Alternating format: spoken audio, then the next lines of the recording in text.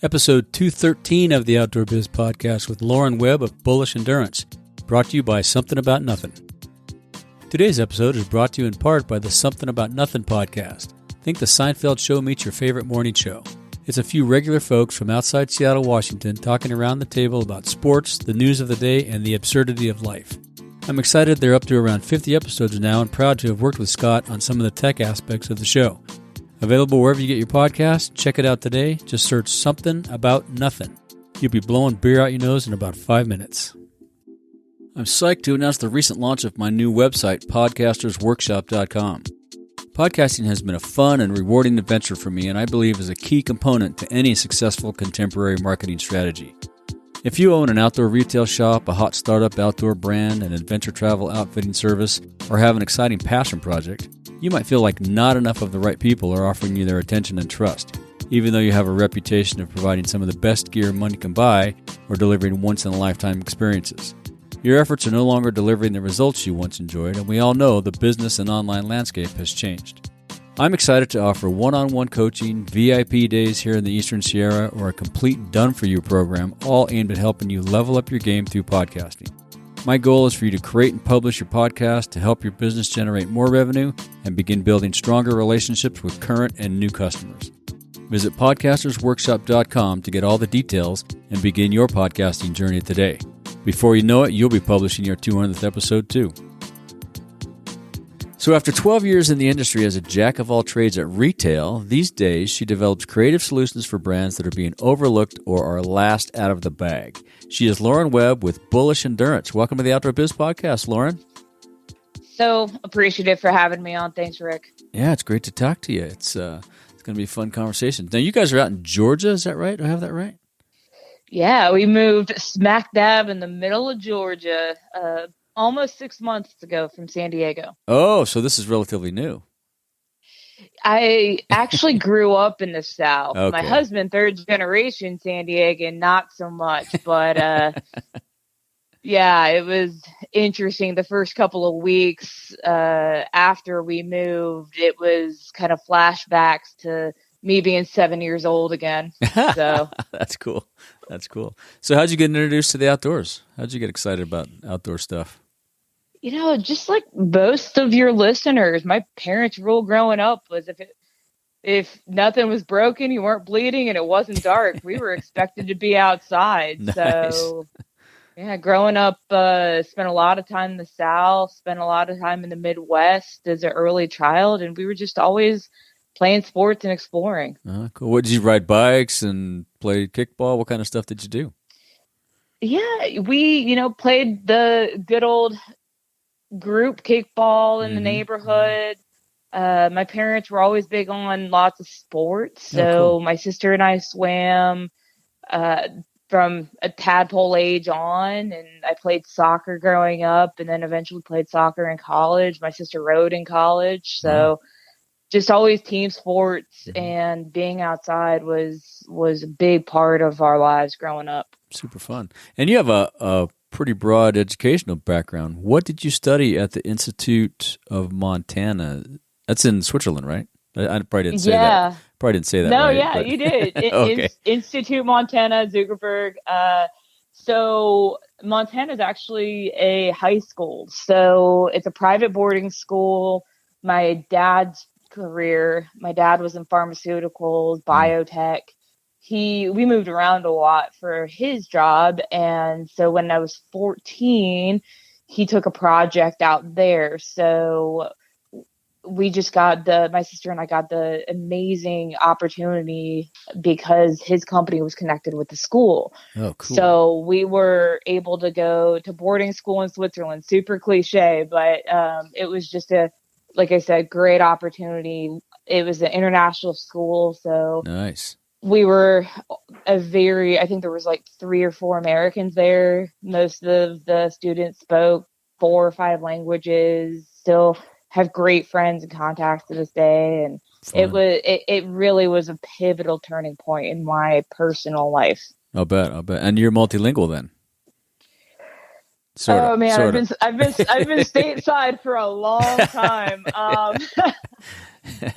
Yeah, I mean, definitely learning German. It was going to the restaurants, being in high school, I was I'm trying sure you to pick it date. up. Yeah, you have to pick it up, right? Yeah. Yeah. Trying to date the locals, you got to learn German, right? That's right. That's right. A high school girl, come on now. Yeah, no, that's right. Yeah, I got it. Yeah. But was able to learn a definitely conversational German, can still squeak it by if I need to. It all comes back, I think, once you learn that kind of on the ground part of it, the language to get by during the day for school and whatnot. I think it comes back. Yeah, and then just being forced into the situation, like Right. going to the grocery store, going to the bank, just the ins and outs of actually living day to day in a country. You have to give figure you it out. So much. Yeah. You have to figure it out. Yeah. And you have a certification in plant-based nutrition studies. What inspired that, and what is that? Tell our listeners a little bit about that. Yeah, so I actually became vegetarian about 2 years ago. I'm always guinea pigging my own racing, my own training, and just trying to figure things out, right? That's good. I'm going to use that. Consider that that's going to be a quote from here on out. I'm always guinea pigging. That's great. Please do it. So self-testing on yourself. So you're kind of like a Tim Ferriss person. Yeah, absolutely. Yeah, absolutely. So I saw a big performance boost just with inflammation and recovery time. And so after cutting out meat, which personally worked for me, but people were commenting on you're training harder, et cetera, et cetera. So I, just being an athlete and my educational background, I've got a master's in science and sport. I noted, but I didn't really have the nutritional certifications or like the info to back it up, right? Got you, right. So a few people that I train with and race with that are also vegetarian and plant-based were really recommending this certification from Cornell. So it's a 6-week training certification, bit expensive, but I was actually able to earn a scholarship. Oh, nice. For the program. So was able to get that through Cornell. It was a 6-week program that I finished actually over the holidays, which was kind of nice because I had some downtime to study and do all that fun stuff. So that was, I ended up getting that certification earlier this year. Very cool. That's good. Yeah. So you're healthy for it. That's great. You're healthier for it. That's interesting. I think a lot of us might have food allergies that we don't realize, and it forces you to guinea pig on yourself, like you said, to test it out, and then you try it out, and sometimes it works, and sometimes it doesn't. So good on you. That's awesome. Thanks. And so about 6 months ago, you guys moved to Georgia and started Bullish Endurance with your husband, Greg. Tell us about that. What do you guys do? Yeah, so we started our agency really to represent the little guys. We realized that the current sales model is broken. It really hasn't adapted, and small brands are always last out of the bag, if even mentioned at all. So your traditional sales reps are based on schedule and ROI, and that's why a lot of these brands just really never get a chance. So we don't have any big ticket items. We work on small brands on their marketing and sales solutions. So there's so many great companies that, you've been around for so long as well, that are in this industry that really don't have the bandwidth or the budget to be able to have an in-house sales team or a big marketing campaign budget. So we're just here to share their story. That's cool. So you basically work with the in-house team to come up with campaigns and call to actions and so forth to execute at retail. Is that right? Does that sound about like? Yeah, absolutely. Gotcha. Retail events. But that's huge for you guys. Marketing. It just really depends. Every company is different, and where they see their customer is different, whether it's a consumer or a retailer. So we just really get to know the customer and how best to give them their best return on investment. That's interesting because the episode that just dropped today as we're recording this was with Wes Allen. He just started an agency that does something similar. So I'm curious how you create and execute a solution for a last out of the bag brand. How does that get put together? Do you spend a lot of time at the brand or engaging with the brand? Who creates the content and the product? If there's POP, how does that all work? So we just communicate, and we know what we do best, and they know what they do best. And so by collaborating and getting to know, like I said, where their best return on investment is, we build a solution for the customer that fits their needs. Maybe it's they need exposure in a certain area, like a lot of the West Coast brands that maybe you and I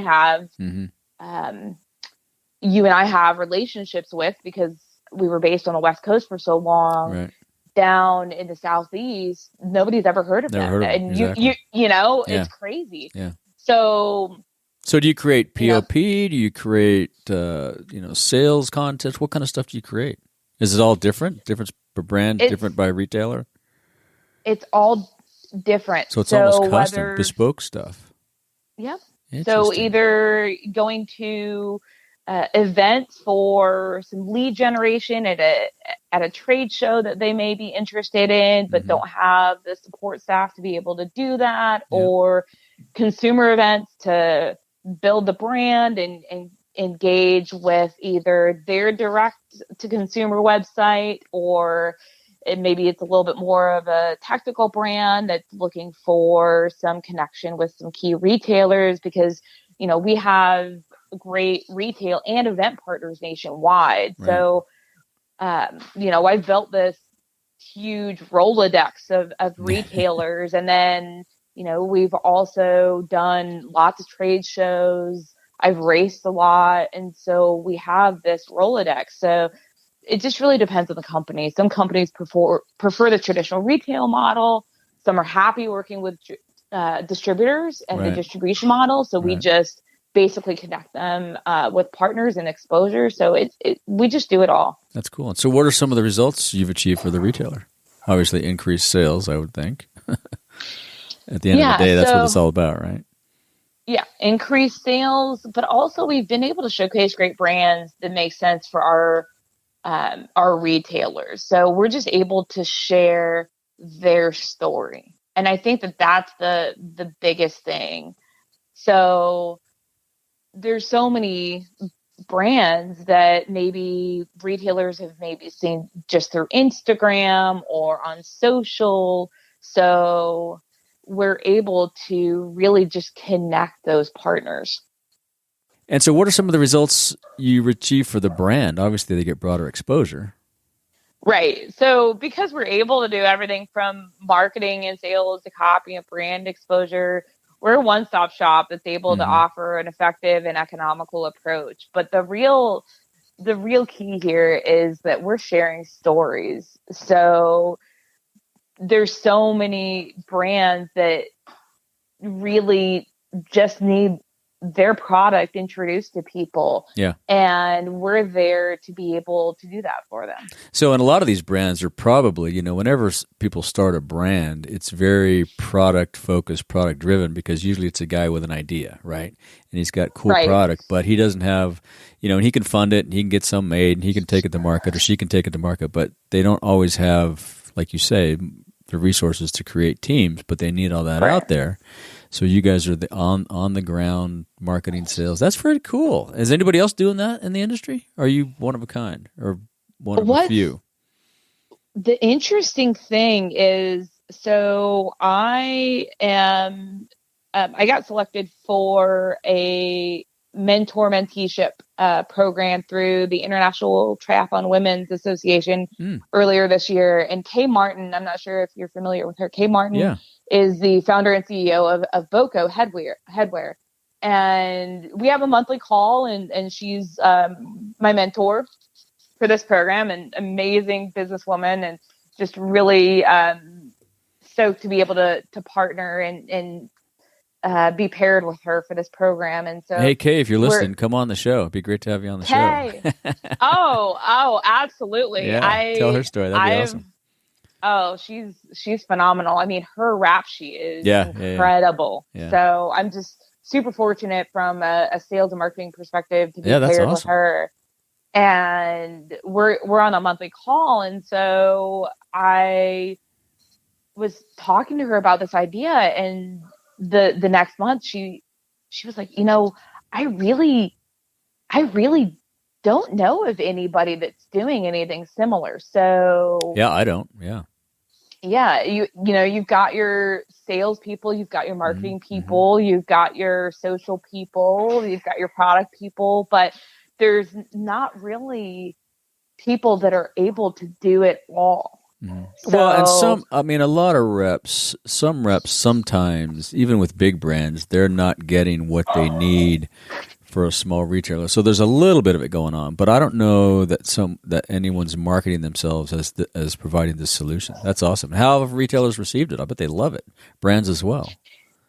Yeah, it's the biggest thing is that brands are just looking for solutions. So right.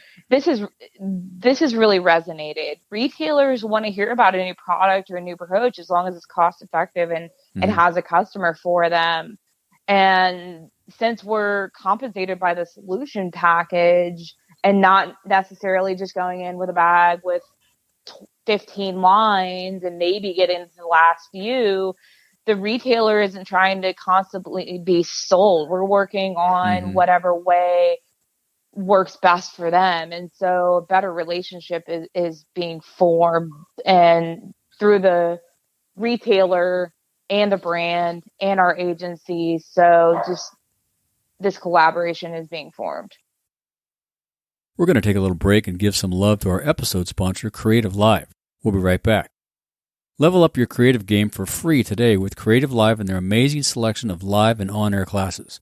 With over 1,500 curated classes in photography and video, money and life, craft and maker, art and design, and music and audio, there is something for everyone. Watch their on-air broadcast for free or buy a class and own the content for life. Go to theoutdoorbizpodcast.com/creativelive and start building creative skills from the world's top experts today. Now, back to the show. So what are your thoughts on trade shows? I mean, I would imagine, or let me ask this question. What's the ratio of trade shows to events that you participate in? Is it more events? It's got to be more events. So as of right now, now it's unique. Right. Yeah. We're still relatively new to the Southeast region. So we had attended a trade show up in Asheville, an outdoor show up in Asheville. And then the pandemic started really rolling in. So, so you haven't been through a full trade show cycle yet? No, not in this region. Right. But,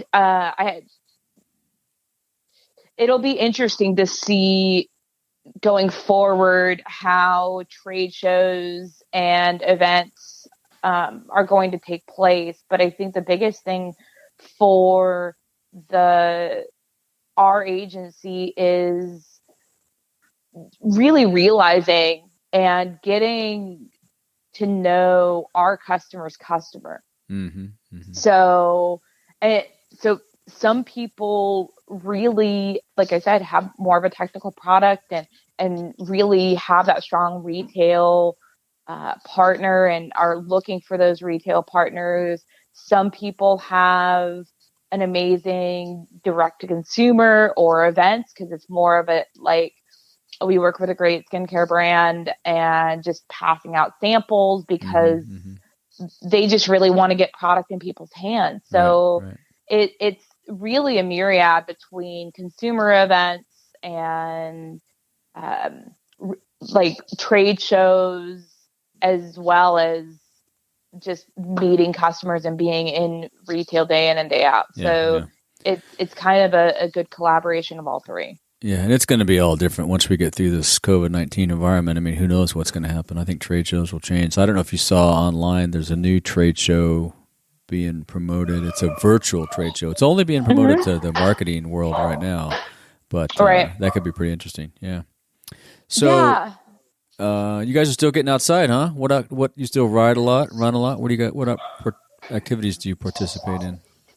It's really crazy to say this, but coming from Southern California to Middle Georgia, the Southeast is such a honeypot of recreation. It really is. It really is. Yeah. We're getting outside so much more than I ever did in SoCal. Interesting. So More, huh? That's interesting. yeah, we've got amazing trails for running and hiking and riding, country roads. Being in middle Georgia, we don't have a lot of traffic. And so we're in the dairy belt, so I get to ride my bike and see cows. Nice. There's an amazing amount of state-funded parks and recreational areas. So we can camp and go fishing. We're right in the middle of lake country as well. Wow, beautiful. It's a really cool area. Very cool. Yeah, that's awesome. What's your activities of choice? You guys get on the bike pretty much every day? Yeah, so Greg is definitely into hiking, fishing, being on the water. I'm really into cycling. Cycling is if I have to pick one thing for the day, it's going to be on the bike. Yeah, cool. That's awesome. And do you have any suggestions or advice for folks wanting to get into the outdoor adventure biz? Yeah, keep your options open. Talk to everyone. That's good. I'm still amazed at people that really target and really want to work for either the brand that has their favorite gear or just that Mount Everest. So your Patagonia, your Nike, which are amazing companies. But I think the biggest thing is you miss 100% of the chances that you don't take. That's right. And sometimes it's the interviews or the conversations that you're really not expecting to go anywhere that lead you down the most interesting paths. Right. No, that's good advice. That's well said. You do miss, I forget who said that, but that's a great quote. You miss 100% of the chances you don't take, or the 100% of the shots you don't take. It might have been Wayne Gretzky. Yep. I forget. It was Wayne. Was it? Yeah, okay. Yeah, cool. Yep. So do you have a favorite piece of outdoor gear under $100? Yeah, so mine is the Zoic Piper jersey. So the Piper jersey is a casual plaid button-up. I wear it just with jeans or on the bike, but it really means a lot to me because it's named after my dog. Oh, cool. So there was a big inter-office kind of bet when I hit this gigantic sales goal to be able to name a product after my dog. And so that it's a great piece. Right on. But it also has a lot of personal meaning for me as well. And then Greg's is actually the Moon Sports U-Light Pro. So it's a new headlamp from Moon Sports USA. So I've ran with it multiple times, but he uses it for everything. Like he was in the garage working on the cars with it. So it's just a super versatile product. Yeah. So that's his favorite. Cool. We'll link to both of those in the show notes. That's awesome. Yeah. And if you could have a huge banner at the entrance to the Outdoor Retailer show or one of the big national shows, what would it say? So adventure, connection, and reputation. So adventure is the stories of the brands that don't get told. Mm-hmm. That's where we share our story. It's how we really give exposure to our brands. Connection is pairing the product with the retailer or pairing the brand with the consumer and their story. And then reputation is obviously the quality of the product in production and then the work ethic that we're able to bring to the products that we represent. No, I like it. That's a good one. I hope to see that there someday. Perfect. As we wrap up, is there anything else you'd like to say to our listeners or ask of our listeners? Yeah, if you're on a budget or if you're tired of limitations, excuses, you're not getting what you're paying for, if you've been let down, just give us a shout. We're here to offer you some hope and possibly a solution. Cool. Well, we'll link to all your contact info in the show notes. People can find you there. And if people want to follow up directly, they want to follow you on socials or follow up on email, how can they do that? What's the best way for you guys? Yeah. So you can check out our website. Our website is just www.bullishendurance.com or via email, bullishendurance@gmail.com. Cool. That's simple. Yeah, we'll link to all that stuff and people can reach out to you. Well, it's been great talking to you, Lauren. Thanks for coming on. Thanks so much for the time. Appreciate it, Rick. All right. Have fun today. Thanks. You all too. right. See ya. Thank you for listening. If you want more of the Outdoor Biz Podcast, be sure and subscribe on Apple Podcasts, Google Podcasts, Spotify, Pandora, Stitcher, wherever you get your podcast. Be sure and go to the outdoorbizpodcast.com where you find all the episodes, show notes, and much, much more. Have a great week and be sure to get outside.